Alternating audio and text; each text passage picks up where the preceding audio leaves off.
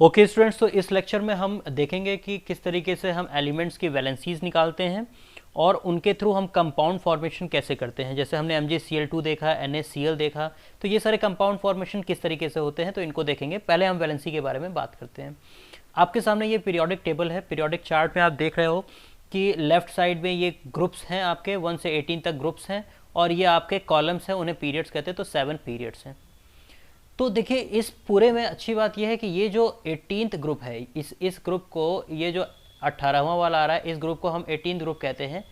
हर कोई इनकी तरह बनना चाहता है। इनका नाम होता है नोबल गैसेस होती हैं।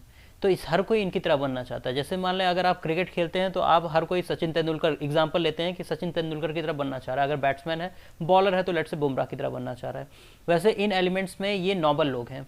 ये वाला जो 18 ग्रुप है, यानी कि helium, neon, argon, krypton, xenon, radon, ये सारे जो है नोबल गैसेस हैं।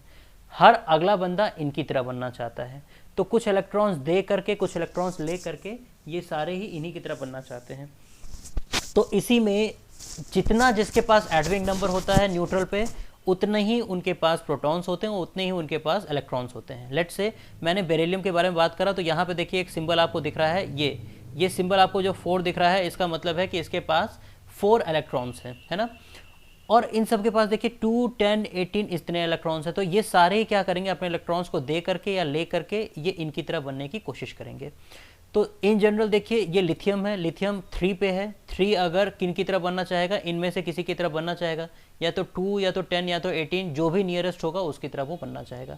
तो 3 के नियरेस्ट कौन है 2 और 10 में, तो हम देखते हैं 3 के नियरेस्ट है 2, तो हम 2 की तरह बनाएंगे। तो उसके लिए उसे एक इलेक्ट्रॉन को डोनेट करना पड़ेगा। आओ इस चीज़ को थोड़े से और ज़्यादा डीप में समझते हैं। ओके, तो इसमें हम देखते हैं कि हमारे पास कुछ 1 से लेकर के 20 तक के मैंने एटॉमिक नंबर्स पे आने वाले एलिमेंट्स का सिंबल लिखा है। तो इसमें देखिए कुछ नोबल गैसेस हैं। तो सबसे पहला सिर्फ नोबल गैस आपको याद रखना है, वो है आपका 2। तो 2 आपका एक नोबल गैस है, जिसका जो आता है हीलियम के लिए। तो 2 करा हमने। अगला नोबल गैस, इसी में आप 2 में आप 8 जोड़ो, यानी 2 + 8 कितना हो जाएगा आपका 10। अगला आप इसी में 2 + 8 + 8, यानी जो टर्म आया है 10 में, फिर से 8 जोड़ो, तो वो कितना हो गया आपका 18। यानी कि 2 एटॉमिक नंबर जो है वो नोबल गैस है, 10 जिसका है वो है, 18 जिसका है वो है। यानी कि ये देखो, हमने 1 से 20 तक लिखा है। तो देखिए 2 कौन है, 2 पे आ रहा है हीलियम। इसमें 8 और जोड़ोगे तो आप पहुंचोगे 10 पे, 10 यानी कि नियॉन, ये नोबल गैस है। उसमें 8 और जोड़ोगे तो आप पहुंचोगे आर्गन पे। यानी आपका इसमें देखोगे हीलियम, नियॉन, आर्गन, ये 3 है आपके। तो ये 3 नोबल गैसेस हैं। तो बाकी जो है वो सभी इन्हीं की तरह बनना चाहेंगे, ठीक है। तो इसमें हम देख सकते हैं कि हमने 1 से लेकर के 20 तक हमारे पास ये टोटल लिखे हुए हैं। हीलियम, नियॉन और आर्गन, ये 3 नोबल गैसेस हैं। तो ऑब्वियसली बात है कि सोचो थर्ड वाला है, थर्ड वाले के पास 3 इलेक्ट्रॉन्स होंगे। तो ये सारे पर्सन जो नियरेस्ट, जैसे इसकी तरह या तो बनना चाहेंगे या तो इसकी तरह बनना चाहेंगे, क्योंकि नियरेस्ट में यही दोनों है। तो लिथियम जो है वो 3 पे है। 3 वाला या तो फिर आपके 2 पे चला जाए, वो नियरेस्ट पड़े, या तो वो जंप करके आ जाए किसके पास, तो वो 10 वाले के पास आ जाए। 2 ऑप्शंस है, लेकिन 3 से 2 पे जाना उसके लिए ज़्यादा आसान है। तो इसलिए वो 1 जंप करता है और लिथियम क्या बन जाता है, एक इलेक्ट्रॉन लूज करके हीलियम की तरह बन जाता है। 1 इलेक्ट्रॉन लूज कर रहा है, तो इसलिए लिथियम पे आ जाता है आपका +1, क्योंकि जो भी डोनेट करेगा इलेक्ट्रॉन उसके ऊपर प्लस आएगा। आप अगर किसी को पैसे दे रहे हो तो आप पॉजिटिव में हो, पैसे ले रहे होगे तो आप निगेटिव में होगे। तो लिथियम 1 इलेक्ट्रॉन दे रहा है, इसलिए +1 है। बेरिलियम क्या करेगा, बेरिलियम 4 पे है, 2 की तरह जाना चाहेगा, तो 2 इलेक्ट्रॉन देगा, तो बेरिलियम पे आ जाएगा +2। ऐसे बोरन क्या करेगा, 3 इलेक्ट्रॉन्स दे देगा, तो बोरन पे आ जाएगा +3। कार्बन जो है वो दोनों काम करता है, +4 भी होता है इस पर और -4 दोनों होता है, एक्सेप्शन से। नाइट्रोजन देखो, अब ये 7 पे है। 7 वाला किसकी तरह बनना चाहेगा, या तो 2 की तरह या तो 10 की तरह। 2 के लिए इसे 5 डाउन जाना पड़ेगा, 10 के लिए इसे 3 अप जाना पड़ेगा। तो ये ज़्यादा क्लोज कौन है, नियॉन है, यानी 10 वाला है। तो ये 3 इलेक्ट्रॉन क्या करेगा इस बार, ये 3 इलेक्ट्रॉन इससे लेगा, किसी और से लेगा।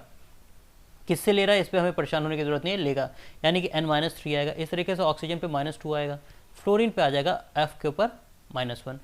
आगे देखते हैं, नियॉन और हाइड्रोजन पे कोई चार्जेस नहीं होंगे, क्योंकि सभी इनकी तरह बनना चाहते हैं, सभी सचिन तेंदुलकर बनना चाह रहे हैं। तो सचिन तेंदुलकर किसी और की तरह तो बनेगा नहीं। अब सोडियम देखो +1 होगा, क्योंकि 11 पे है, तो 10 की तरह बनना चाहेगा। तो इसी तरीके से हम सभी का सिंबल लिख लेंगे। तो देखिए, मैंने सभी के ऊपर आने वाले चार्जेस लिख दिए। यही इनकी वैलेंसीज होती हैं। जैसे सिलिकॉन की +4, फॉस्फोरस की -3, ये इनकी वैलेंसीज होती हैं, यानी कितना इनको लेना या देना इलेक्ट्रॉन्स का है, जो जिससे ये नॉवल गैस की तरह बिहेव हो, और यही इनके आयंस होते हैं। यानी इनको अगर आप क्लोरीन को अगर आप सॉल्यूशन में डालोगे तो हमेशा वो Cl माइनस बनाएगा। अब वीडियो को पॉज करके थोड़ी देर में आप देख लें, उसके बाद से मैं आपको कंपाउंड फॉर्मेशंस बताता हूँ कि इन्हीं के थ्रू किस तरीके से कंपाउंड फॉर्मेशंस होते हैं।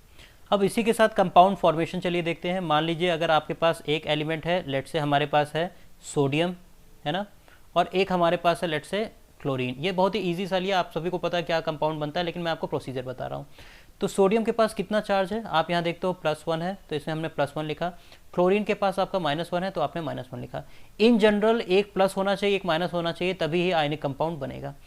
तो इसके बाद क्या करते हैं कि ऐसा कंफर्म होने के बाद ये अपने इलेक्ट्रॉन्स इसे डोनेट करता है, ये अपने इलेक्ट्रॉन्स इसे क्रॉस असेंबल करते हैं, और क्रॉस असेंबल होकर के देखो Na के पास क्या आ गया, Cl का ये 1 आ गया, तो 1 आ गया। चार्ज के साथ नहीं लिखते हैं, बिना चार्ज के लिखते हैं। और Cl के पास Na का 1 आ गया, तो 1 आ गया। जो कॉमन होते हैं उनको हटा देते हैं, 1 जैसे हम नहीं लिखते हैं, तो NaCl। ये हमारा जब भी Na और Cl आपस में कंबाइन करेंगे तो उससे हमारा ये कंपाउंड बनेगा। तो अब हमारे पास ये 2 एग्जाम्पल्स हैं, तो इन 2 एग्जाम्पल्स को देखते हैं। जैसे हमारे पास मैग्नीशियम और क्लोरीन के बीच में कंपाउंड देखते हैं, तो ऑब्वियसली हम देख रहे हैं कि मैग्नीशियम पे हमारे पास +2 होता है, तो इसको हमने +2 करा असाइन। Cl पे होता है, हमने देखा यहाँ पे -1 होता है, तो हमने इसे -1 असाइन करा।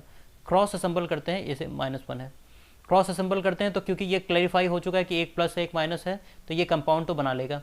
अब क्या है, क्रॉस असेंबल करा तो हमारे Mg के पास आ गया 1, और मैंने बताया था 1 लिखने की ज़रूरत है नहीं, वो बाय डिफ़ॉल्ट 1 अंडरस्टैंड होता है।